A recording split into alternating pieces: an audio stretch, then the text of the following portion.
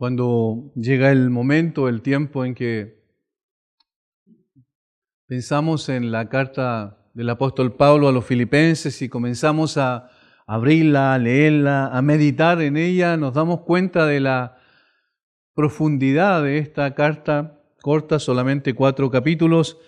Sin embargo, como en cada uno de sus versículos aparece el carácter de un hombre realmente apasionado por Cristo. Yo creo que si hay un nombre que le podríamos dar a la carta a los filipenses, aun cuando el tema que guía todo el entorno desde el principio a fin es el gozo, sin embargo, si hay un nombre que le podríamos dar en relación a la autodescripción del apóstol Pablo, es un hombre apasionado por Cristo. Nosotros, mientras vivimos en esta tierra, nos apasionamos por muchas cosas. Colocamos la mirada en ciertas cosas, objetivos, proyectos, propósitos de vida, a veces de familia o propósitos de vida personales que elaboramos en función de lo que ha de venir. Pensamos llegar a un cierto nivel en nuestra vida, queremos lograr ciertas cosas, objetivos que nos hemos planteado. Sin embargo, cuando una persona llega a Cristo, todos esos objetivos, todos esos propósitos, todos esos proyectos de vida cambian sustancialmente. Ya no somos igual que lo que éramos. Se produce un cambio trascendente en nuestra vida del momento en que tuvimos un encuentro personal con el Señor Jesucristo, como el apóstol Pablo lo tuvo. Como bien dice a los Corintios, en 2 Corintios 5, 17, si alguno está en Cristo, nueva criatura es. Las cosas viejas pasaron y aquí todas son hechas nuevas. Hay una perspectiva de vida distinta, una interpretación de las cosas de una manera diferente. Ya no somos lo mismo, ya hay otros objetivos que alcanzar y no son los nuestros, sino son los de Cristo. Hay otros propósitos y son los propósitos de Cristo. Hay otro plan que guía y conduce nuestra vida y es el plan de Dios en nosotros, en la persona del Señor Jesucristo revelada en su palabra.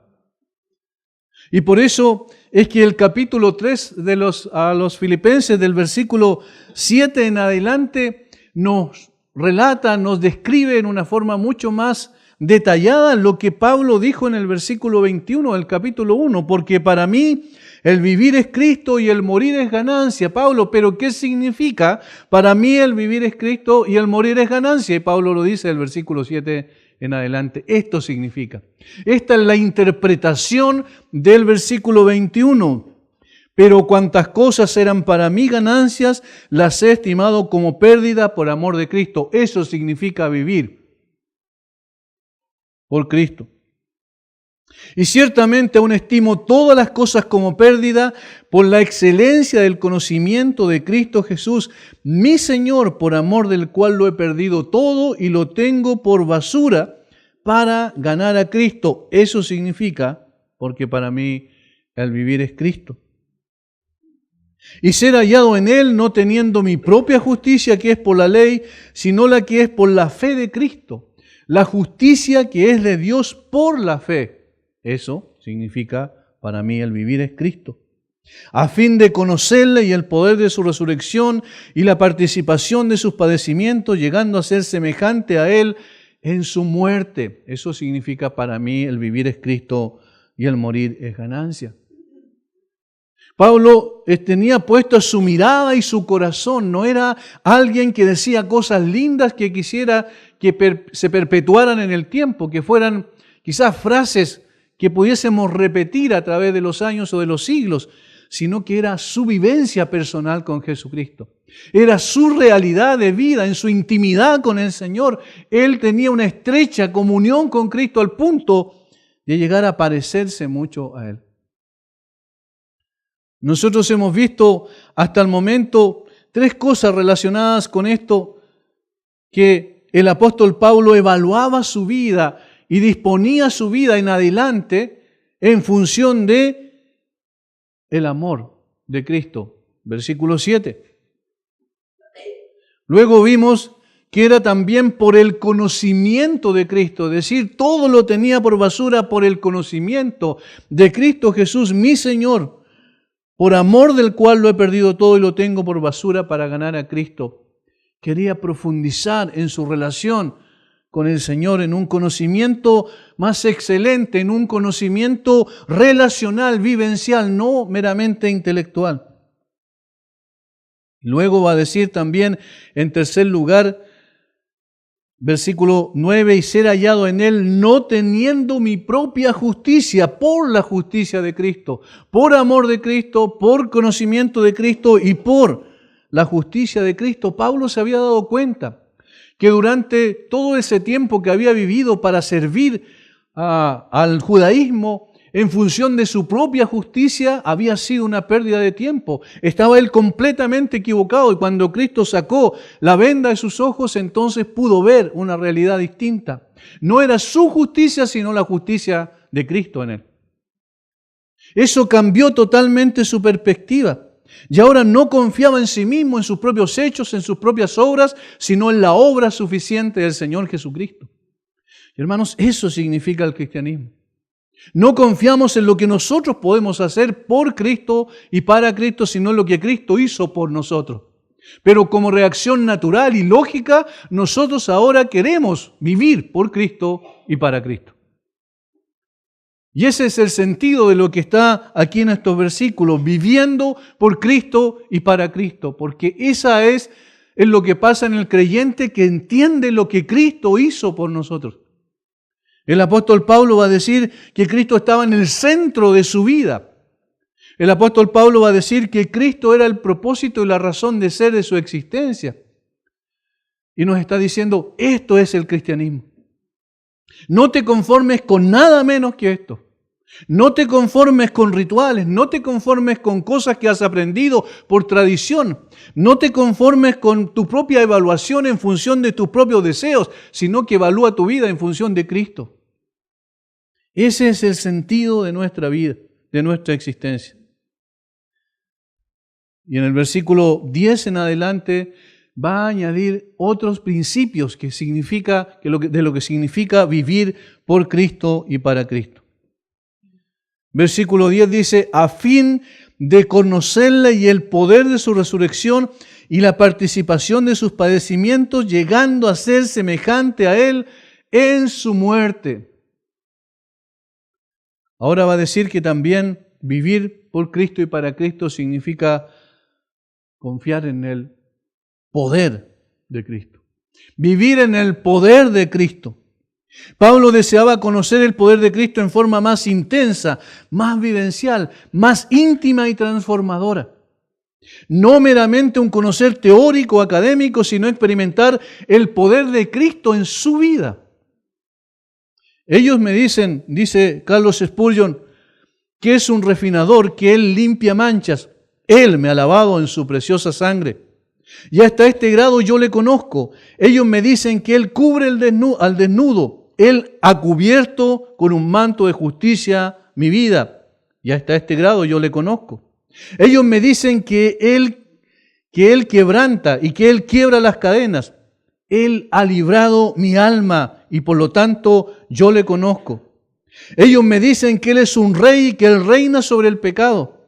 Él sometió a mis enemigos debajo de sus pies y le conozco en ese carácter.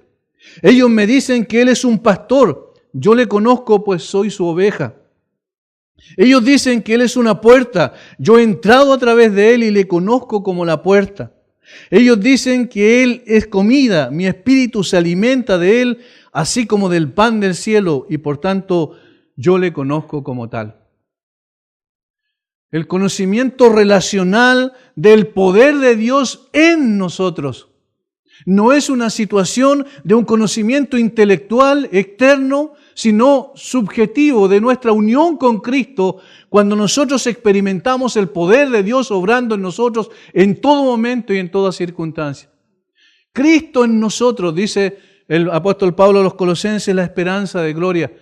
Cristo en nosotros, y Cristo en nosotros entonces significa el poder de Cristo en nosotros.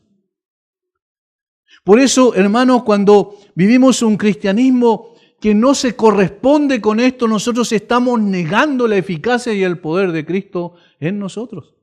No porque no tenga poder y eficacia, sino porque nosotros no estamos viviendo conforme a esa condición de hijos de Dios, de unidos a Cristo y en consecuencia disfrutar del poder de Cristo en nosotros para enfrentar las dificultades de la vida.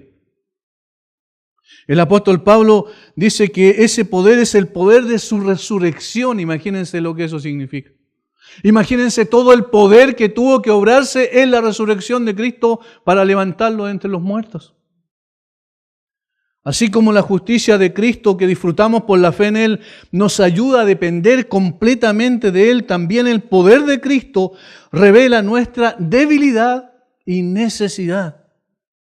El gran apóstol de los gentiles descubrió esto por medio de una rebelde enfermedad. ¿Se recuerdan ustedes que el Señor usó como instrumento para enseñarle una gran lección? La contundente respuesta del Señor, cuando Pablo acudió a Él en 3 ocasiones, mostró a Pablo su gran debilidad en la que se perfeccionaba el poder del Señor. 2 Corintios 12:9. Pero Pablo especialmente habla aquí del poder de la resurrección. Él quiere saber de una manera experimental, dice un teólogo, el poder de la resurrección de Cristo. Esto es, Él quiere experimentar el mismo poder que levantó a Cristo de la muerte, surgiendo de su propio ser, venciendo al pecado en su vida y produciendo bendición. Él quiere que esa realidad de Cristo viviendo en Él sea práctica, sea cotidiana, sea constante. Hermanos, eso es lo que nosotros necesitamos buscar con todo nuestro corazón, que en realidad el poder de Cristo sea una realidad práctica, vivencial, no sea un mero conocimiento teórico. Como se ha podido apreciar en las consideraciones anteriores, toda correcta evaluación en la vida del creyente depende de la concepción que tengamos de la persona y la obra de Cristo, que contrastado con nuestra propia realidad develan nuestra verdadera necesidad. ¿Cómo saber en qué pie estoy en mi condición espiritual delante del Señor? Bueno, en la medida en que me coloco al lado de la persona y la obra de Cristo, veo mi real condición y en consecuencia mi necesidad, pero al mismo tiempo miro a Cristo y veo mi provisión para esa necesidad.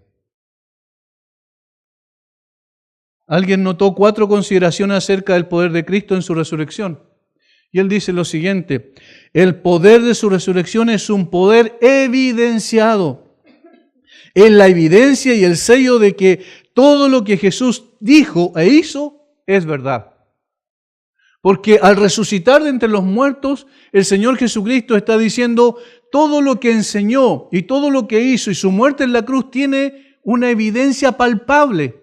Cuando los discípulos estaban temerosos por miedo a los judíos y el Señor aparece en medio de ellos y le dice, paz a vosotros, ¿recuerdan? ¿Qué pasó con ellos? Dice que se llenaron de gozo.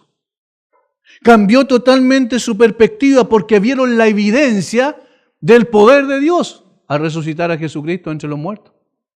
De tal manera que el poder de su resurrección es un poder evidenciado. Es la evidencia y el sello de que todo lo que Jesús dijo e hizo es verdad. En segundo lugar, el poder de su resurrección es un poder justificador. Es la nota y la prueba de que el sacrificio de la cruz fue aceptado como un pago total por aquellos por los cuales vino a morir. Es un poder justificador. El apóstol Pablo dice que Él fue entregado por nuestras transgresiones y resucitado para nuestra justificación. De tal manera que el poder de la resurrección es un poder que justifica.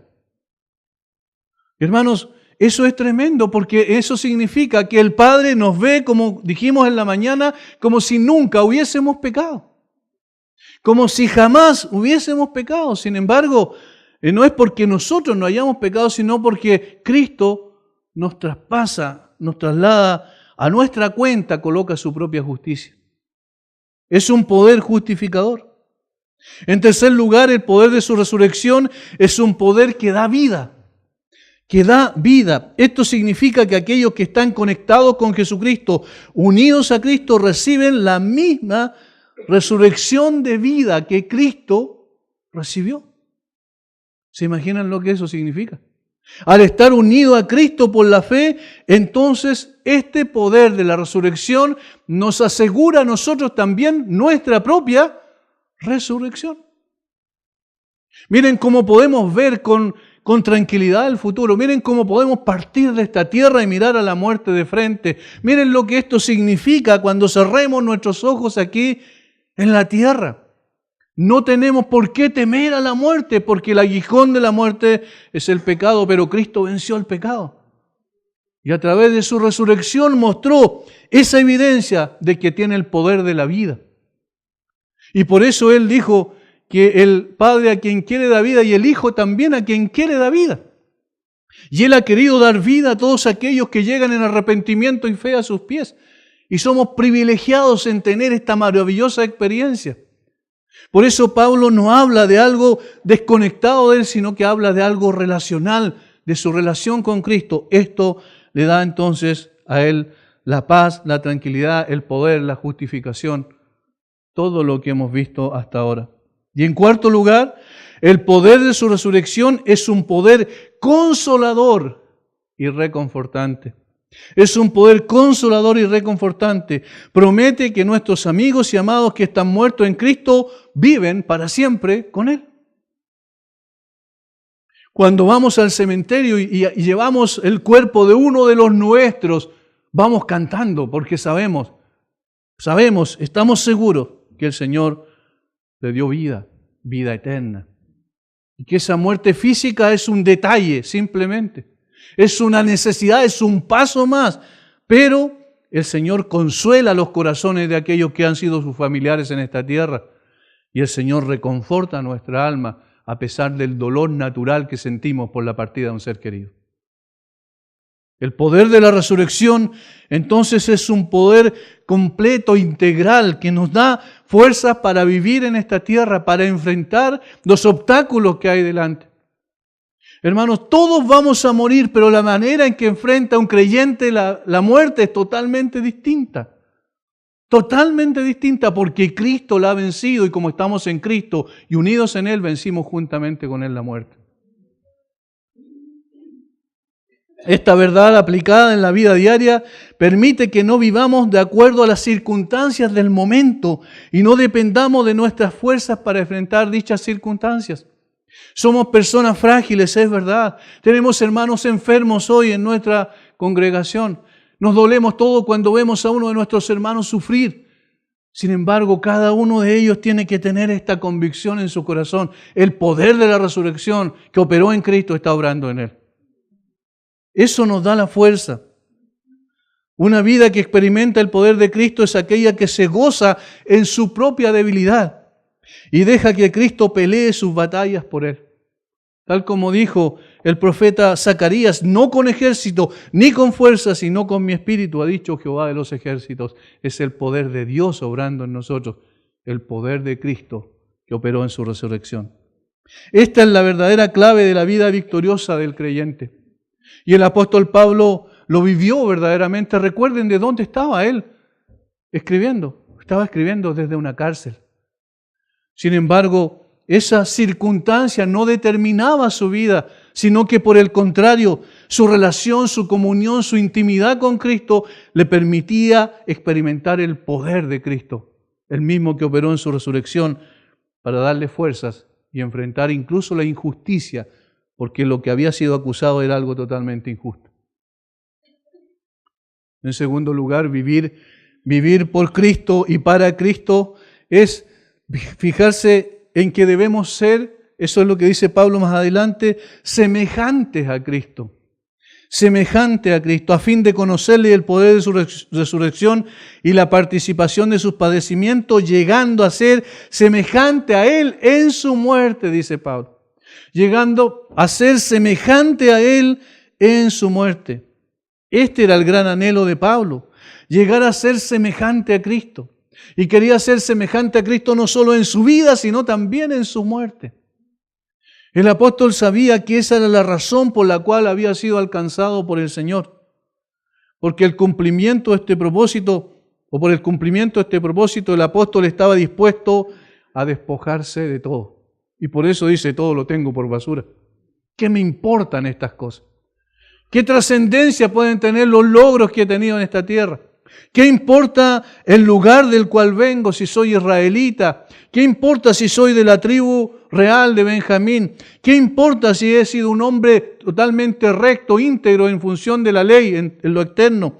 ¿Qué importa si soy un hombre que he vivido en una religión cumpliendo los rituales de esa religión? Eso no tiene ninguna trascendencia. ¿Por qué? Porque ahora yo quiero parecerme a Cristo y nada más me importa.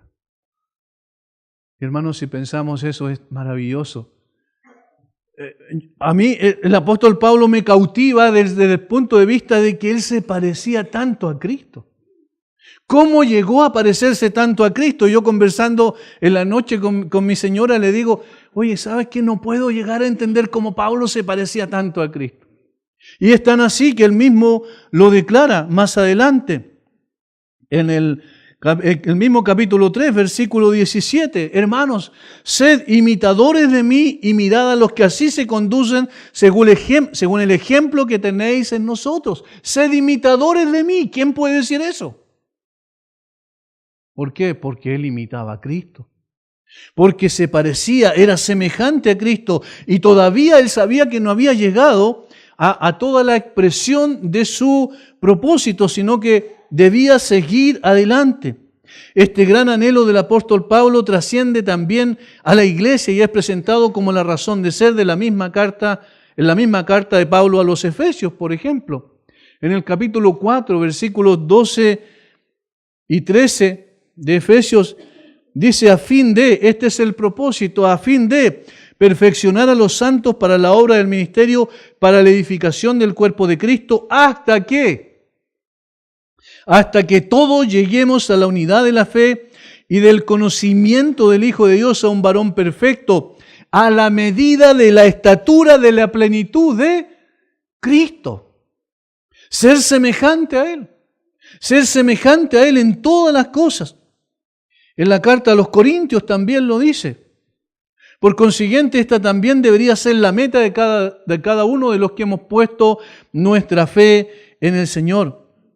Parecerse a Cristo implica negarse a sí mismo, despojarse de sus propios deseos e identificarse plenamente con el Redentor.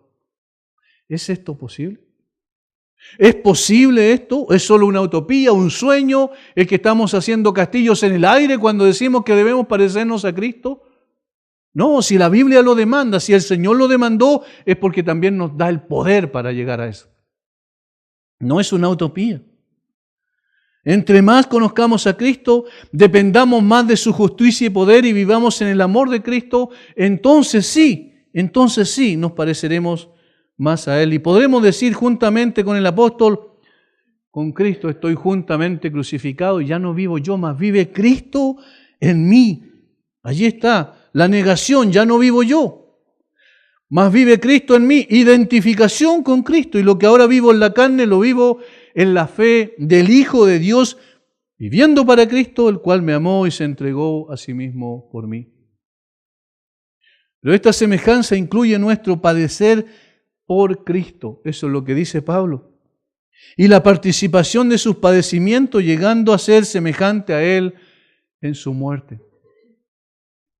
En Romanos capítulo 8, versículo 17, el apóstol Pablo va a afirmar eso categóricamente. Dice, y si hijos también herederos, herederos de Dios y coherederos con Cristo, si es que padecemos juntamente con Él, para que juntamente con Él seamos glorificados, si es que padecemos juntamente con Él. Hermanos, todo lo que incluye el cristianismo, dentro de todo el paquete, por decirlo así, está también la aflicción. El sufrimiento no es algo que alcanza meramente a los inconversos, sino también a toda persona, incluyéndonos a nosotros. Pero el sufrimiento en el creyente tiene un propósito distinto.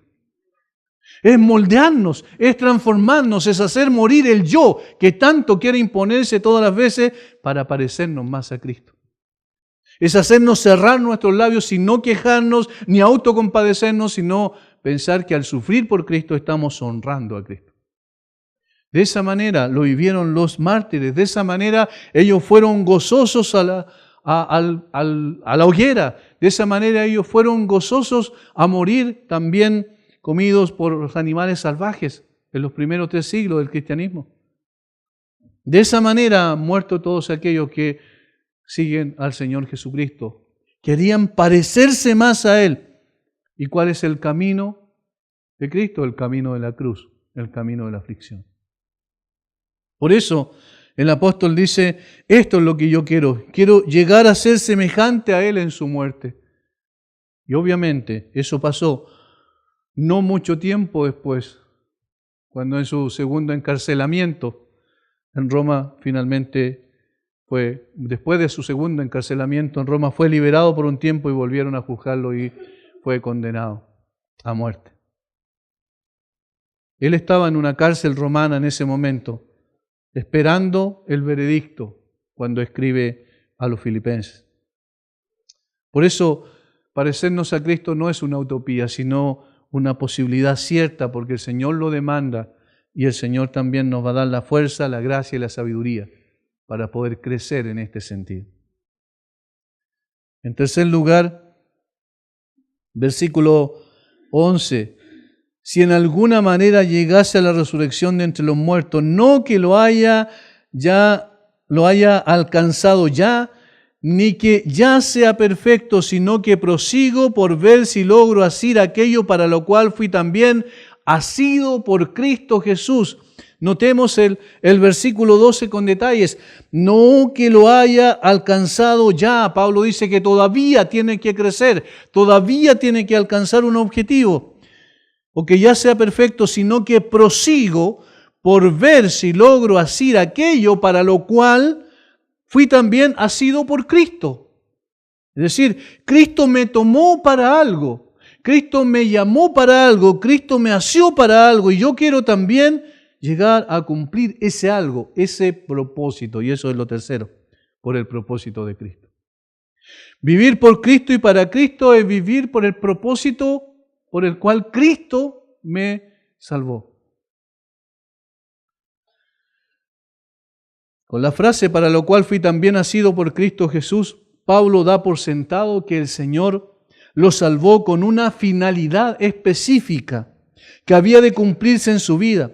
Este propósito estaba en desarrollo a estas alturas de su vida. Así también Dios ha concebido nuestra existencia con una finalidad definida. Me gusta pensar en esto. Antes de la fundación del mundo, el Señor escogió a un grupo de personas que solo Él conoce su número y cuáles son específicamente esas personas.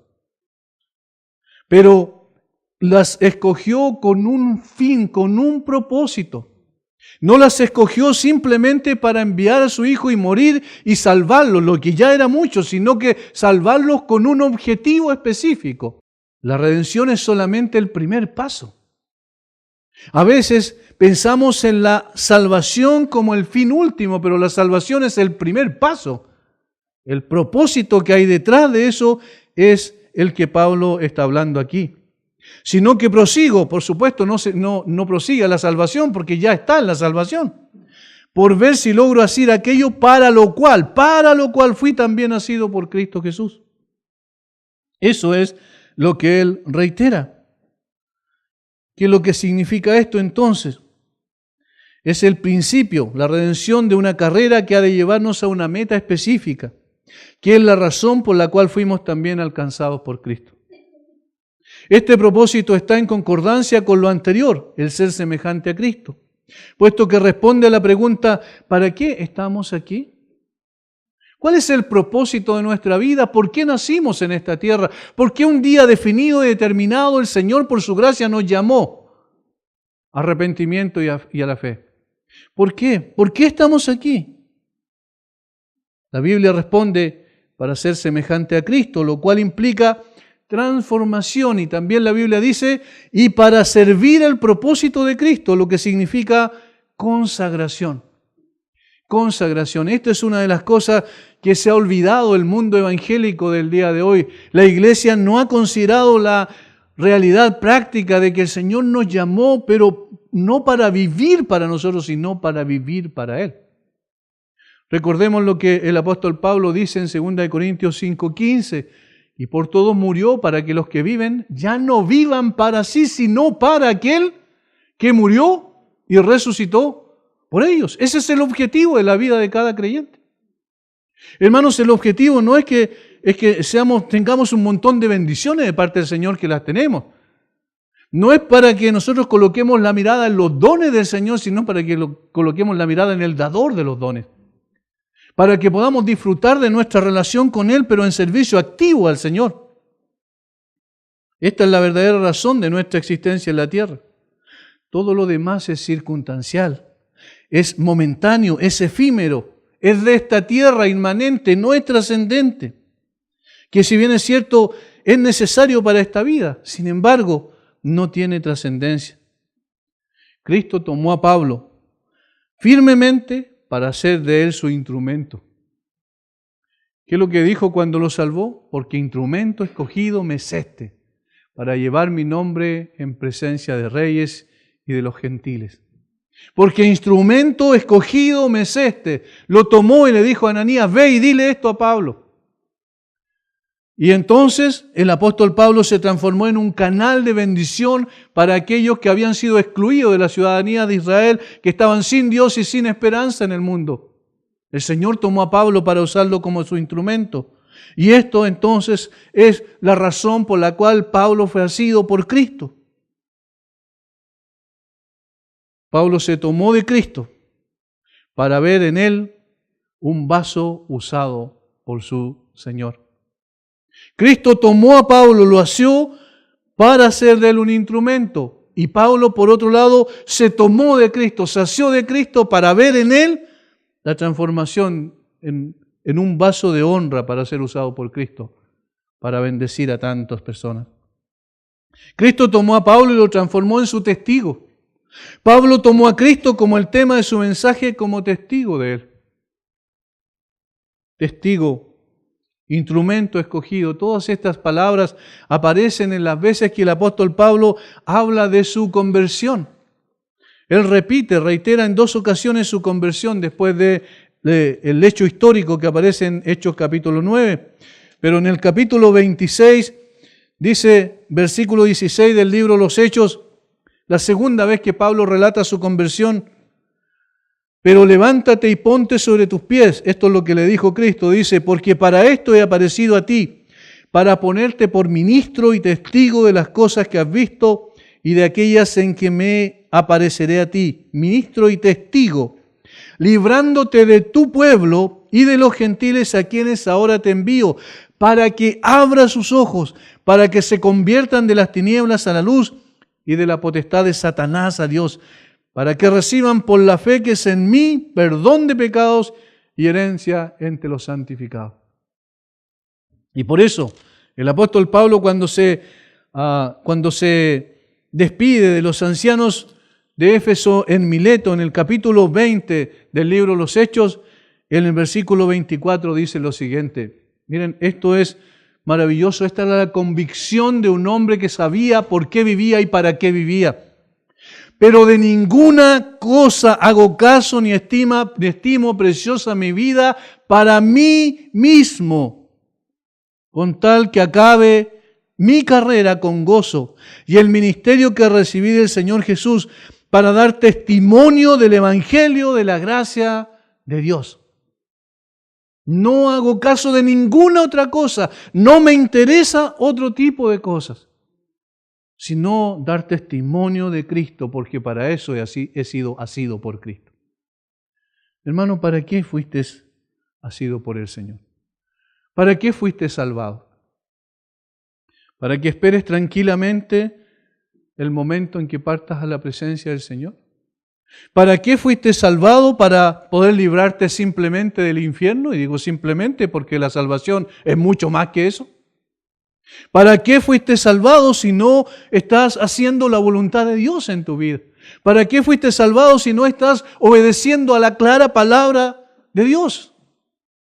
¿Para qué fuiste salvado si sigues viviendo para ti y para tus deseos? ¿Para qué fuiste salvado si todavía crees que el Señor es tu auxiliar para que te ayude en ciertas dificultades nada más? Hermanos, eso no es la salvación. La verdadera salvación es una relación tan profunda y una comprensión de que fuimos salvados para honrar y glorificar el nombre del Señor.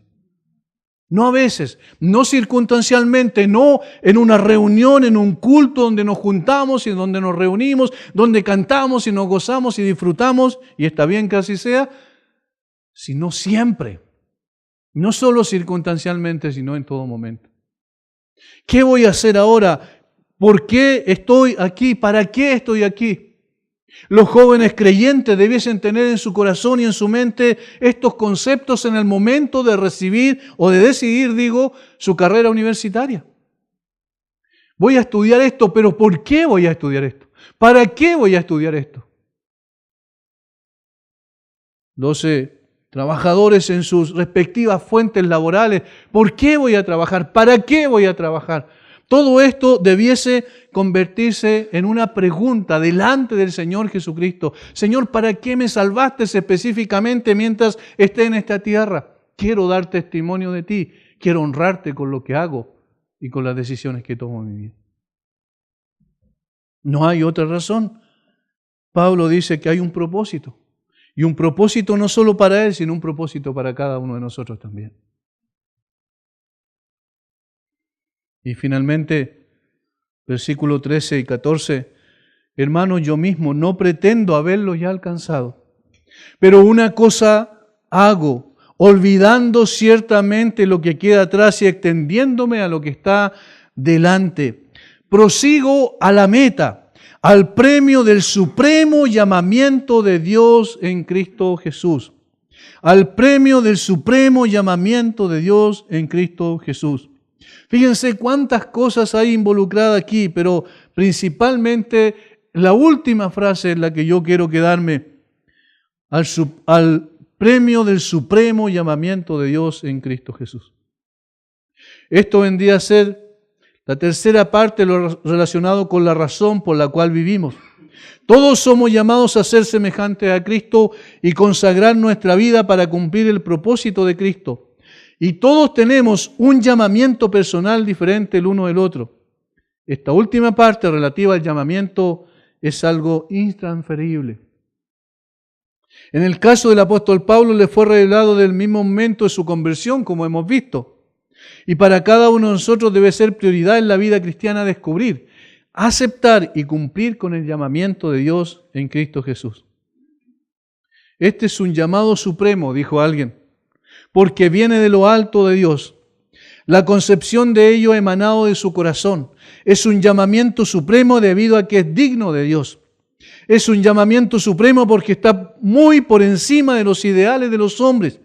Y luego esto es un llamamiento supremo debido a que nos convoca a donde Cristo se sienta a la diestra de Dios. Es un llamamiento supremo porque procede de Dios, es un llamamiento supremo porque está por encima de las concepciones humanas de la vida, es un llamamiento supremo porque nos convoca a la misma presencia de Dios. Esto es lo que el apóstol Pablo está diciendo. Yo prosigo, yo me esfuerzo, yo hago todo el esfuerzo posible por llegar a cumplir ese propósito. No hay nada más en mi vida que sea más importante que ello. Hermanos, yo mismo no pretendo haberlo ya alcanzado, pero una cosa hago, eso es concentración, una cosa hago, tengo en mente la meta, eso es lo que yo quiero lograr. Igual como un corredor, cuando va al final de su carrera, cuando llega al último momento antes de tocar la cinta, ¿qué es lo que hace? Se extiende con su pecho hacia adelante, con todas sus fuerzas, apretando todos sus músculos para poder alcanzar en primer lugar con el pecho la cinta de la meta. Eso es lo que Pablo aquí utiliza, incluso lenguaje de esa manera. Una cosa hago, olvidando ciertamente lo que queda atrás y extendiéndome, ese es el sentido, a lo que está delante, prosigo a la meta. Fíjense, perseverancia, concentración, un solo objetivo. Y luego también sacrificio, extendiéndome. Y un objetivo final, prosigo a la meta. Hermanos, la vida cristiana no es una vida que tenemos que sentarnos a reposar hasta esperar que el Señor venga o nosotros partamos a su presencia. La vida cristiana es activa, es dinámica. ¿Por qué? Porque el poder de Cristo está obrando en nosotros. Porque nos está transformando para ser semejante a Él. Porque tenemos un objetivo en la vida que trasciende las cosas de esta tierra. Porque tenemos un llamamiento que el Señor nos ha hecho y de acuerdo a ese llamamiento, Él quiere que ordenemos nuestra vida. No estamos aquí simplemente para disfrutar de un culto un par de veces en la semana, sino estamos aquí para vivir cada día por Cristo y para Cristo. Esa es la meta suprema del creyente, es llegar a ser aquello para lo cual fuimos asidos también por Cristo. Hermanos, que el Señor también coloque en nuestro corazón un desafío permanente, que no sea simplemente un pasar de un versículo a otro, que no sea simplemente el desarrollar una carta como la carta a los Filipenses, sino que podamos nosotros hacernos muchas preguntas antes de irnos a acostar esta noche. ¿Estoy viviendo por Cristo y para Cristo? ¿Cómo ordeno mi vida? ¿Realmente Cristo es central en la vida mía? ¿Es fundamental en el momento de evaluar mi vida? El cristianismo no consiste en reglas y rituales formalistas y sin vida, no, sino en una profunda relación con Dios por medio de Jesucristo, teniendo como fundamento esencial la perfecta obra de Cristo. Y en función de ello, yo avanzo paso a paso, hasta llegar a parecerme más al Señor Jesucristo. Por eso podemos volver otra vez y para terminar a 1:21 y decir, porque para mí el vivir es Cristo y el morir es ganancia. Que eso sea no el eslogan de una frase, sino el eslogan de nuestra vida, el sentir de nuestro corazón. El cristianismo es Cristo. ¿Y cómo se vive? Por Cristo y para Cristo. Padre, gracias por este tiempo. Señor, tú eres bueno con nosotros. Tú eres paciente con nosotros. Y tú, Señor, derramas de tu gracia todos los días de nuestra vida.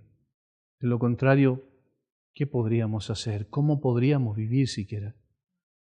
Señor, tú nos das una y otra y otra y otra oportunidad. Tú quieres que nosotros reaccionemos ante tu palabra y podamos, Señor, también vivir por Cristo y para Cristo. No solo disfrutar de esta salvación maravillosa, gloriosa, que nos llena de gozo, de paz y de esperanza, sino estar dispuestos, Señor, a hacer todo lo que sea necesario para que podamos reflejar a Cristo a través de nuestra vida. Sabemos, todavía somos débiles, pero eso no se excusa, Señor, para avanzar y poder llegar también, como dice el apóstol Pablo, extendiéndome a lo que está delante, proseguir a la meta, al premio del supremo llamamiento de Cristo Jesús. Necesitamos llegar a eso y necesitamos también de tu poder y de tu gracia para poder hacerlo. Bendice a mis hermanos. Gracias por este tiempo. En el nombre de Jesús. Amén.